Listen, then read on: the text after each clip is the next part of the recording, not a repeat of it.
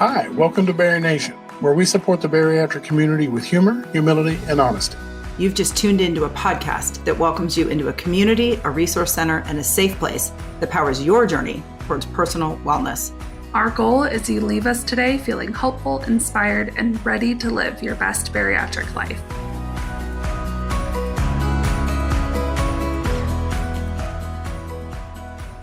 Hi, friends. Welcome to the BariNation Podcast. It's April, Jason, and Natalie, and we are thrilled to be bringing you our very first professionally produced BariNation Podcast episode.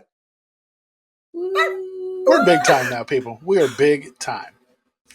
I mean, we're as big, yeah, right? We I mean, we are pretty big. We are pretty big. Just gonna say, we're getting there. So we had the honor of interviewing Dr. Pesta for this podcast episode, and it could not have come at a more perfect time. Anti-obesity medications are exploding in need and popularity, and people in our bariatric community are really wondering, are these medications right for me? Especially, right, if we're in those pre-op stages. And we wanted to talk to him about, how do we know when the time is right to onboard medication? Is there a right time? Should I just do medication and not surgery? Should I do both? The conversation was amazing. But here's the funny thing. If you are an OG listener of the BariNation Podcast, you probably know that the very first time Jason and I ever recorded an episode, I forgot to hit record. We did an entire podcast, and I never hit record. And I got to the end and I was like, oh my God, you won't believe this. Didn't hit record. Whole hour of amazing content in the atmosphere. Yep, an entire hour. So fast forward to 2024, and we're so excited to record with Dr. Pesta in our new professional recording environment. And my internet, you guys, loses its mind and it kicks me out. So in this episode, you are going to see and hear that I disappear. I'm just straight poof, gone, out of there. And Jason and Natalie expertly continue a fantastic conversation with Dr. Pesta. But if you're wondering, where's April? I was stuck in internet purgatory. I was. And, I got to give props to Dr. Pesta. He really carries this episode, you guys, because I looked at Jason and we're thousands of miles apart, but he got what I was putting down, and I just... we're going to keep going. Dr. Pesta was continuing on the conversation. And so you will, maybe if you watch this episode on YouTube, you might see a little bit of shock on our faces. But just huge props, huge thanks to Dr. Pesta for just being so amazing. Yeah, no, he did not skip a beat. He kept it rolling, kept it moving, and we, on the other hand, were just a little bit shook, but we overcame it pretty quickly to gather up and rally and have what we think is a pretty tremendous episode. So, yes, thank you. Absolutely thank you to Dr. Pesta for that. Yep. It just speaks to how committed we are to this podcast, and we keep on rolling even when things don't roll the way they think they are going to. So, Jason and Natalie, will you give our friends a little bit of a preview of what you talked about with Dr. Pesta in this episode? Yeah, we went in kind of pretty in depth into the GLP-1, conversation, because we know that there was a lot of things swirling around with some of the episodes of, the Oprah special that was on TV, and just people, GLP-1s are becoming way more prominent in our community, whether they be pre-op, post-op, and we really had a chance to sit down with Dr. Pesta and talk in depth about, how those medicines are right for you, what time, when's a good time for you to onboard those. And then we really in depth, in the bonus episode about how, kind of the ins and outs of what they do, why they are effective, why the things are the way they are, and why it's important for us to not count those out at certain points in our journey, because some people think that if they have the surgery, they don't need anything else. And, he really breaks down a very simplistic way for us to understand why that's not always the case. He also mentioned so many things about demographics and, should you use these anti-obesity medications in lieu of bariatric surgery? I mean, I left this episode, as most, if not all episodes, I left this episode with my mind racing of all of the information that Dr. Pesta really packs in there. I mean, Jason and I barely did any talking. It was Dr. Pesta giving us the info, and we were happily absorbing it along with you guys. But yeah, there were some bombs about demographics, about age, about race and ethnicity. I mean, he really gave us some really interesting information. Yeah, it was awesome. Cool the way he really was able to, like I said, like you said, kind of break those things down in a way that we could understand, but also the fact that he really answered questions before we had a chance to ask them. Like, we had our questions lined out, but he was legit. Like, he would roll from one to the next, and it would legit pick up the question we were about to ask him anyway. So it flowed as we would have had it flow, regardless of us being able to actually ask the question in the first place. So there you go, my friends. A little behind the scenes on just how crazy it can be every day that we sit down to record this podcast for you. But we hope you know that we are so thankful for your support. The reason that we are able to professionally produce this podcast now is because of you, your support, your likes, your shares, your reviews, your follows. All of that means that we can continue to share our own bariatric journeys, continue to connect with professionals in this community, and deliver high quality content and education to you. And what we really appreciate is that you allow us to truly be ourselves in these episodes. Yes, they're serious sometimes. Yes, we really hyper focus on something deep and meaningful, but you also leave us space to be patient and to just let our own personalities shine. And for that, we are extremely thankful. If you are a supporter of this podcast, if you're a monthly Patreon supporter, thank you. And if you are not, we invite you to join us in that space. Your support means the world to us, and it means that this podcast can continue. So just thank you very much for always being in our corner. We know you're going to enjoy this episode with Dr. Pesta, and we can't wait to hear what you think about it. It's that time again, BariNation. Time to shout out the amazing humans who are making this show happen. The BariNation Podcast is a peer-supported show, and if you find value in it, become a monthly Patreon supporter. This week's episode is brought to you by Charlotte D., Dawn, Jennifer C., Elizabeth A., Ashley, Teresa, Val, and Rhonda. If you would like to become a fan, supporter, or champion of the BariNation Podcast, and even get a shout out like the one you just heard, head to BariNationPodcast.com and join them today. Dr. Pesta, welcome to the BariNation Podcast. Thank you so much for joining us today. We have a very important topic that we're excited to deep dive in with you, and it really is about something that we often hear in the BariNation membership community. And that's where people have committed to having bariatric surgery, and then they start to wonder if they should onboard anti-obesity medication. And the question really is, right, what is the best treatment option for me? So today we are very excited to have your expertise and to learn more about this question that I'm sure many patients are asking right now. Yes, absolutely. Well, thank you. Yeah, thanks so much for the invitation. I'm happy to be here. My name is Carl Pesta. I'm out of Michigan, the Detroit area. I practice at a hospital called McLaren-Macomb Hospital, and about 25 minutes northeast of Detroit. I've been doing bariatric surgery since 2003. Even though I feel young, I'm one of the more senior guys when we go to meetings and things like that. So it's exciting. I love my job. I love my profession. I came into this through a mutual surgeon who was looking for help, kind of taught me the ropes, and 21 years later, still going strong and really, I do other things like general surgery and cosmetic surgery, but weight loss surgery and working with patients in this realm is most rewarding to me. I did my training at Michigan State. In fact, the hospital where I practice and the room I'm sitting in right now is connected to the hospital where I was born, so I haven't traveled far. My family lives in the area, and so it's great to be in the area where I grew up. I've operated on a number of my classmates, including weight loss surgery procedures. So it's just an honor to be here in my hometown, and doing the things I love to do. So thanks again for having me. All right, Dr. Pesta. So as somebody who has lived with this, how do we know if we have the disease of obesity? Well, Jason, it's almost just as simple as numbers. So if we look at other disease processes like high blood pressure, once your blood pressure hits a reading of, let's say, 130/90, and it's consistent, you have the diagnosis of hypertension.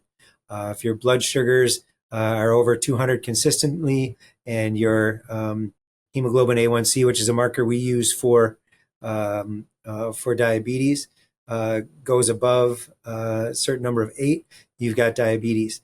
When it comes to the disease of obesity, once your body mass index goes above 30, then that qualifies as the diagnosis of obesity. When we look at the body mass index, and I imagine most of your viewers and people are aware of what their body mass index is, but it's basically a reading, or it's not only your weight, but it's your weight compared with your height. And so, someone who's 5 foot that weighs 200 pounds is different than someone who's 6 foot and weighs 200 pounds. And so we use the body mass index as the most common way to describe kind of where you are. Now, the only time that becomes a little skewed in bodybuilders, or these guys who are just ripped and have massive amounts of muscle, because that muscle weighs so much that they may have a falsely elevated BMI. But for most of us, the body mass index is the indicator that we use to define our level of where we are. So 18 to 25 BMI is considered normal body mass index. 25 to 30 is in the overweight category. 30 to 35 is obese. 35 and above is morbid obesity. And now in the scientific literature, we're also using things as class 1 obesity, class 2 obesity, and they follow those same paradigms. But that's a long answer to your question. But once you hit the BMI above 30, that qualifies as a diagnosis for obesity. Awesome. We've learned a lot about that since we've had, surgery, and some may have known that, pre-op. Myself, I had no idea. I had no idea, we didn't come along with the, obesity is a disease, chronic disease that we fight, all the time. I didn't have any of that knowledge until after I had surgery. And then I realized not only was I a food addict, but I also was struggling with the disease of obesity and had no idea about either one of those things until after I had surgery. So getting this information out there to people who have yet to have surgery or maybe freshly post-op, I think is super important, because, there's so many people walking around that don't know. Like, I was 44 years old when I had surgery and had no idea. Zero idea. Uh-huh. So the fact to think about that, I had made it through life that far and, had my struggles with weight since I was, in high school. It really is hard to think about, other people out there that may not know. Right. Yeah, that's a great point. Yeah, I remember, I was obese at birth until, I reached 350 pounds at age 15. But the word obesity it felt more like a slander back then than like a diagnosis. I think for me, becoming mid to late 20s, getting VSG, surgery done, and then learning and having these conversations with medical professionals, just like you, Dr. Pesta, that like the food noise, the insulin resistance, the never feeling satisfied or never feeling full. Of course, my BMI was, I think it was like close to 50, if not 50. All of these factors are signs of obesity that, we're really just starting to fully learn about, and which is why we're having this conversation today. So yeah. I think it's so important just to get more and more education and information out there. I love where these conversations are going nationwide, and especially with you guys just talking about, this disease as a process and how much goes into it. And I think the education that you're providing, and the ability for people to chat about it is really important. And my congratulations to you guys for doing such a great job. Well, that's high praise for us for coming from you. So I appreciate that. We appreciate that. So we know really what qualifies us or what can diagnose us with the disease of obesity. What options do we have as patients? We know there's bariatric surgery. That's really what started all of this here today. But what are the options? What should people be asking about? I think when it really comes to the point of where you are on that scale, if you look at the medical literature, it'll suggest, once your BMI is above the 25. So if the normal BMI range is 18 to 25, from 25 to 30, that's where, and this is kind of more traditional dogma, and things are constantly changing in the realm of weight loss treatment. Traditionally, once your BMI goes above 25, the initial treatment that we all hate to hear is just behavior modification and exercise, because it hasn't begun to start the processes of health concerns yet. Now, as it gets above 30, that's where the medications are then recommended. As it got above 35 to 40, that's when bariatric surgery came in. Now, those fortunately have really shifted, and those lines have become blurred. And I think that's, again, a really important discussion that we have today to talk about what are the options, because we can jump right into it and know that for higher BMIs, bariatric surgery is the best treatment there is for that. But I think so much goes into that as far as the decision to have weight loss surgery. Is it for you, and that type of thing really plays into it, because now the medical literature that we're seeing at our conferences and research studies is showing and even proving that, obviously the sooner we intervene along that BMI paradigm, the better chance we have at returning to a normal body mass index under 25. For instance, there's literature and even different ethnic origins where Asian population are now eligible, and research shows that they will benefit from bariatric surgery if their BMI is above 25 and they have diabetes. Because in Asian cultures, diabetes has earlier onset. Type 2 we're talking about, obviously, which is the adult onset diabetes. And so the literature then supports in the Asian cultures that BMI above 25 with diabetics are now being approved for weight loss surgery, because we know the benefits of weight loss surgery are so beneficial when it comes to treating diabetes that we don't want these patients to wait 10 years or gain 100 pounds before they get the most effective treatment. So that's kind of the beginning. Now, other things we have out there for treatment, the anti-obesity medications, which they've been around for a long time in different types of medications, from oral medications. Of course, now we're hearing so much about the injectable medications, and so where those play in. Maybe someone doesn't want to do an injection once a day or once a week, and the medications that they can take orally may have some benefit. We also have kind of an intramural step that not a lot of people are talking about, but endoscopic interventions, which I think are becoming much more prominent in the weight loss community. And I'm talking about things like gastric balloons, an endoscopic or a sleeve that's performed by a scope down the mouth.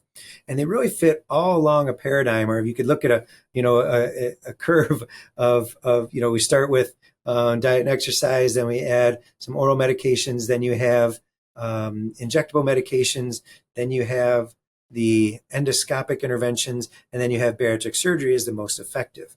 And so looking at what fits your BMI and your decision process in life, whether you want to take oral medications or injections or have surgery or maybe an endoscopic intervention, all of these different options come into discussion, and I think really shape what is the most appropriate treatment for certain patients. Now, and cut me off if I'm getting long-winded if it brings up another question, but when, for instance, if someone comes to me with a BMI of 55 or 60, and they say, "Hey, doc, I want to try those medications," it's our job as medical professionals to say, maybe that's not the best treatment option for you. Anything's better than nothing, but let me try to guide you as to what the best decision would be for you. So, and that expands even further to different surgical options. Based on body mass index criteria, there's some surgeries that are going to work better than others. And again, that as a bariatric surgeon, that's something we would talk about when you come in for a consultation. So, it starts all the way from behavior modification and diet and exercise, and it comes all the way to the top at some of the most malabsorptive procedures for people who really need strong reinforcement to their weight loss needs, let's say. Dive Bar Nutrition is the tastiest bar on earth. Created by health and fitness nerd Professor Phil, dive bars are balanced to work as a meal replacement, dessert alternative, or just life performance. We've been enjoying these bars since before they exploded on TikTok and Instagram, and now they have even more berry-minded goodies. Right now, their summer collection is waiting on supplies to be delivered, so the classics and the clearance items are all on super sale. Use code BariNation for 22% off regular and mini dive bars, as well as their protein granola bars. I thought it was a good point that you brought up too, culturally, how some of those can change as far as, with like the what we're seeing in the Asian culture as far as a lower BMI index and the way things present. Because I know we talk a lot about, the differences in culture when it comes to all other aspects of this surgery and recovery and what it looks like to, when you have a culture that heavily celebrates with food around all things. So it's good to know that it factors in on a different level from just the celebrate, the food side of things. So we appreciate you bringing that part up too. Yeah, that's very true. Culturally, as we know, and again, just getting back to talking about obesity as a disease, it's so multifactorial, from medical issues to how we were brought up to our genetics, and so much plays into it, and that's why it really needs a multifaceted approach. It's not just one magic switch and everything happens. It's multifactorial, and we see a combination of all these things. So we see a combination of medications combined with surgery. I've had patients that we've done previous operations on, and now we're modifying a little bit with endoscopic interventions. So maybe they're 2 or 3 years out from their sleeve or bypass, and we can do it, and they've lost that kind of early full feeling or that early satiety.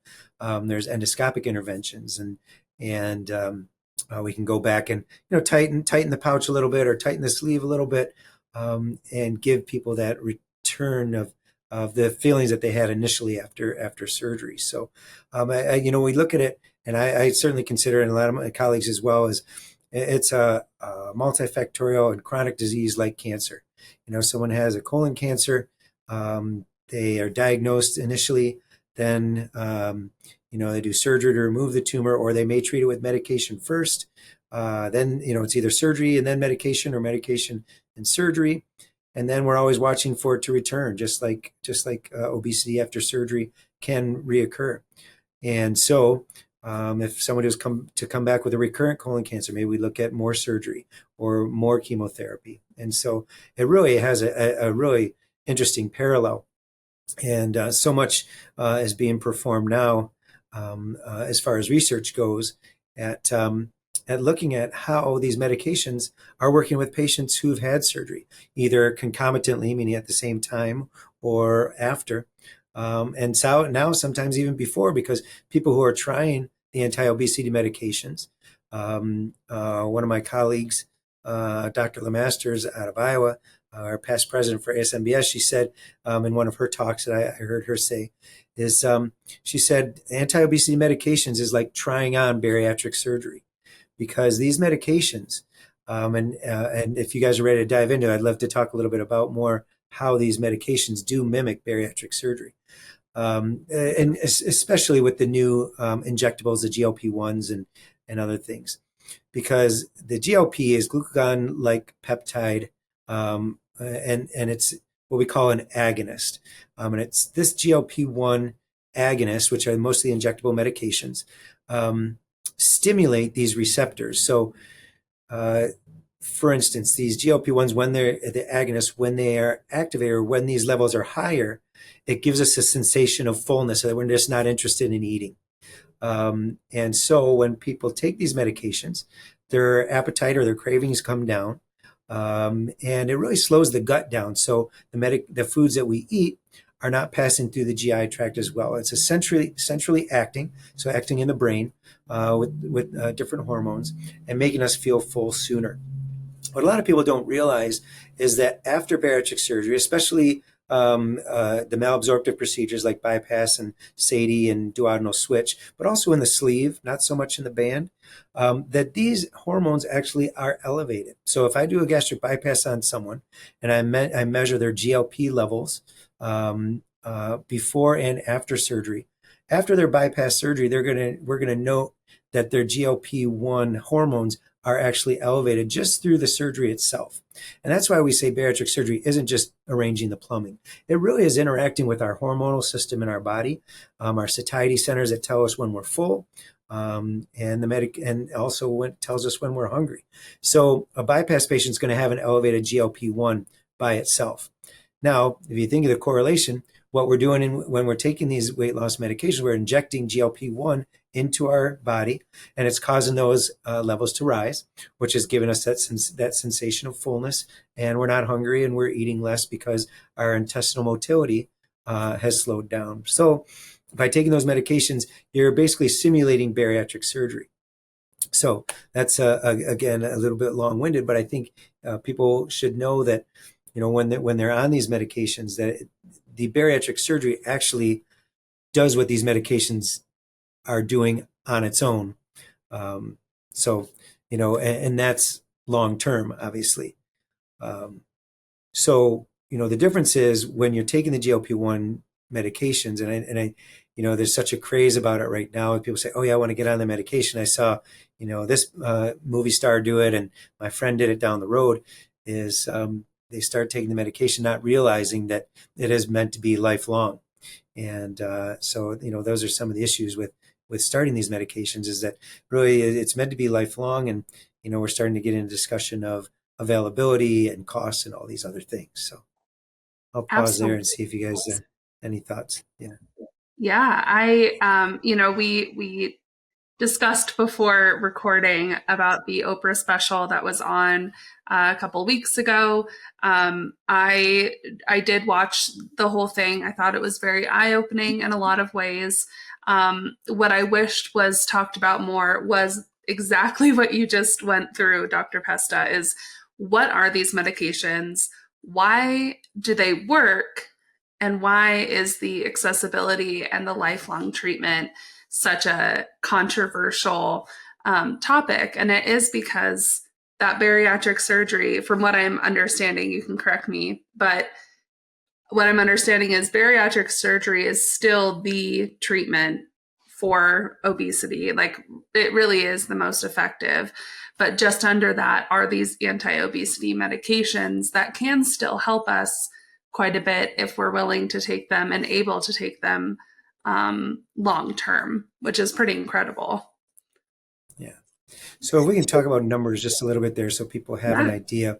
We use something called, there's a couple of different things we look at when we talk about the effectiveness of treatments. And one is called just percent weight loss. Let's just use, I like to use simple numbers. So percentages wise, we take someone who's 200 pounds. And the weight loss medications will lose on average about 10 to 15% of the total body weight. So that's percent body weight loss.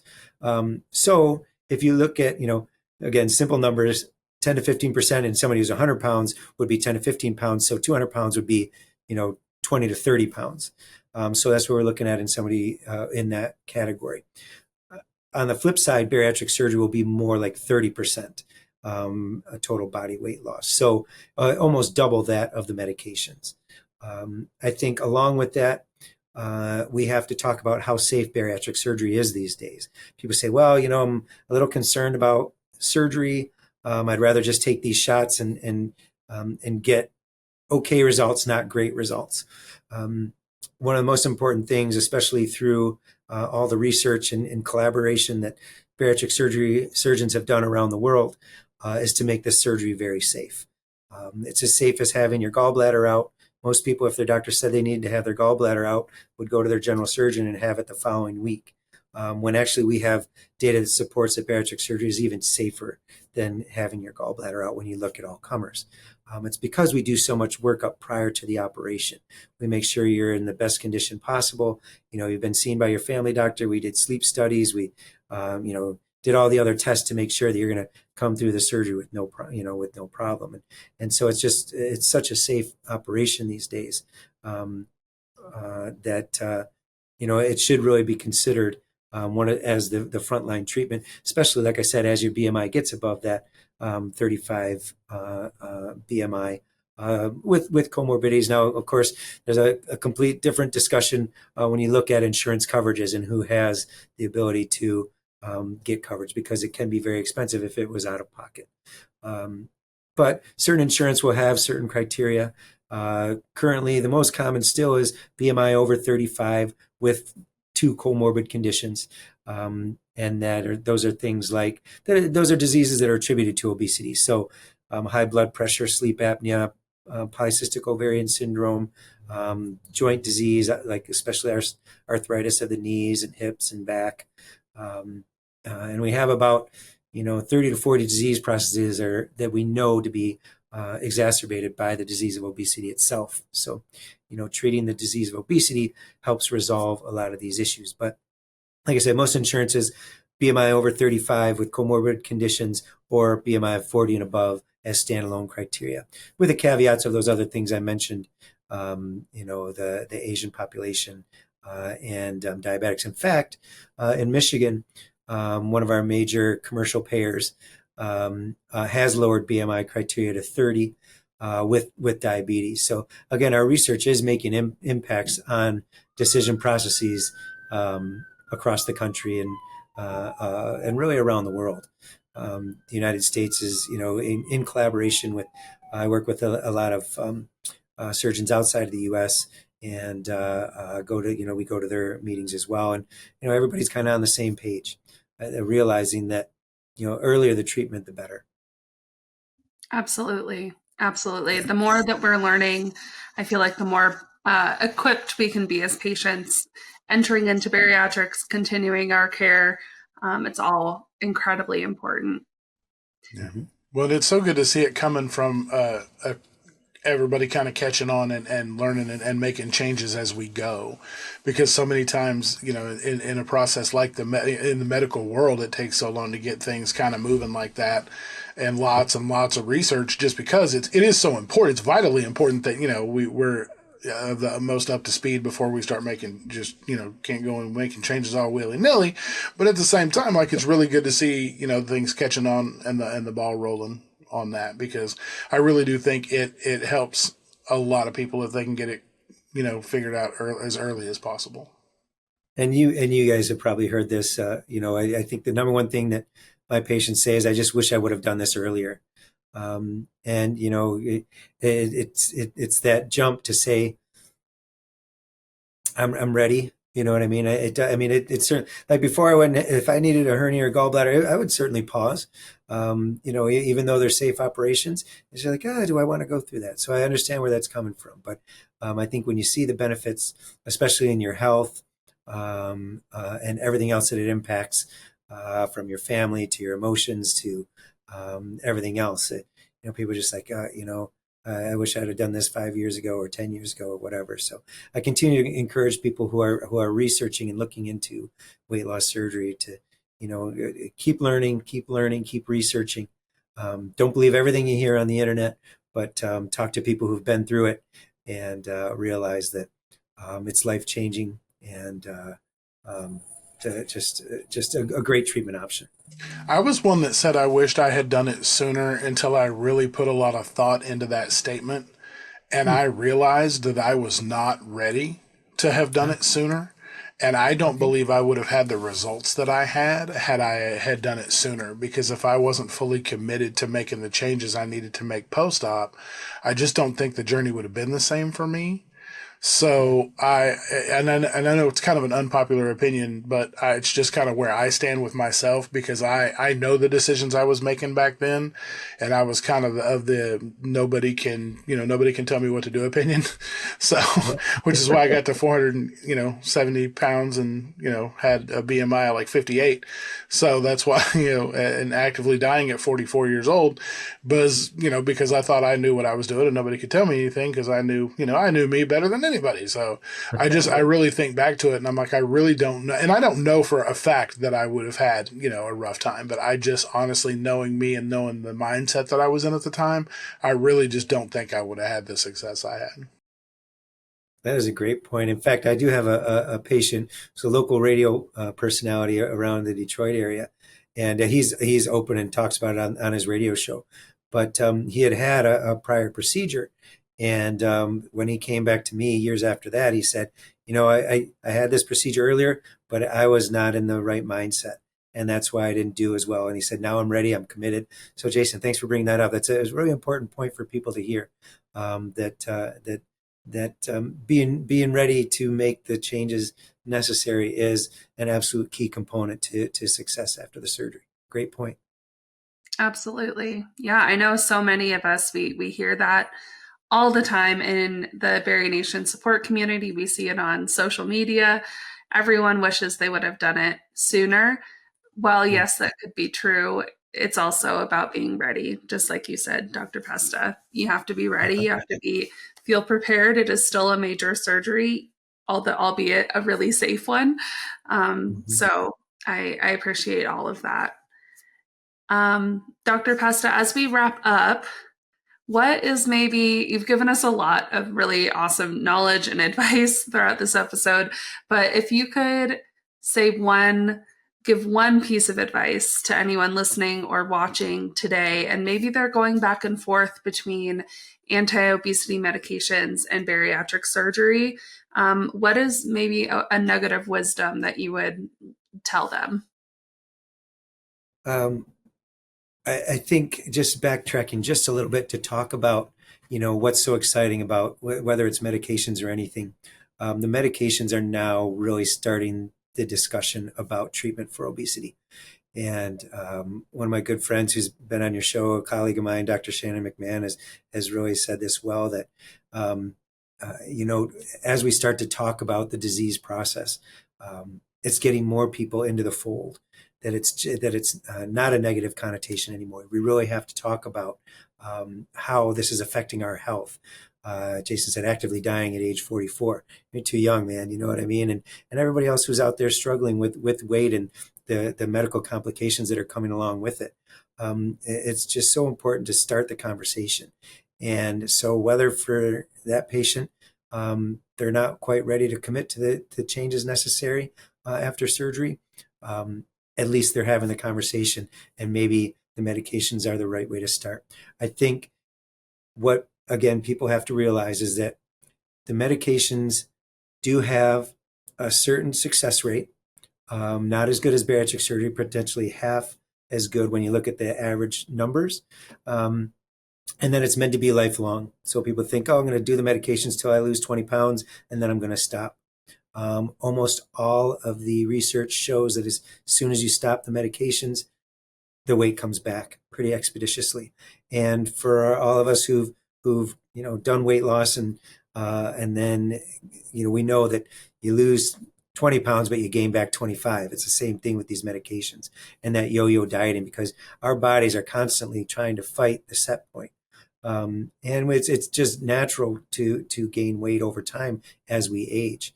And so looking at those medications as maybe an introduction, you say, okay, I've had some success. And by all means, if you're committed to lifelong injections and the insurance coverage and sometimes the out-of-pocket expense, which can be exquisitely high and you get the results that you need that are going to help lower your blood pressure, maybe that's fine. But if you're starting out at a BMI of 40, 45, 50, medications will start the process. But the further again along you are of that obesity paradigm, the less likely it's going to be a long-term benefit for you. As I said earlier, something is better than nothing. So I would never discourage anybody from that. But if you're starting at a higher BMI set point, we really need to start looking at the surgical options in order to get you down to that lower BMI, which is going to turn around some of those disease processes, reverse diabetes, control blood pressure, and all those other things. I mean, sleep apnea, let's tell you, for people who have to wear the mask, I mean, getting rid of that is, I think, just one of the significant benefits, and some of my patients are so excited about that. But hopefully that answers your question. It's again, the conversation has started, and where you take it from there, as long as you don't give up, is going to be beneficial to you long term. Absolutely. Well, thank you so much, Dr. Pesta, for your time with us today. This was eye-opening for so many reasons. I think our listeners and watchers are really going to enjoy this. So thank you so much. My pleasure. Thanks for having me. It's great to see you all. Of course. And if you are a member of the BariNation community or a supporter of the podcast, we are going to go shoot a bonus episode. We're going to dive into anti-obesity medications just a little bit more. So if you would like to hear that bonus episode, make sure you are either supporting the podcast for $5 a month. You can head over to BariNationPodcast.com. And if you'd like to become a member of the BariNation support community, you can go to barination.mn.co to join us. What exactly is the BariNation membership community? It's a network of experts and peers where you can connect with the support, education, and resources you need in the moment to move through your bariatric life with confidence. Almost every day, you can attend bariatric support groups led by licensed mental health professionals, classes taught by credentialed professionals, and fun meetups hosted by experts and peers. Become a member today and tap into a kind and caring support. Join us at barination.mn.co.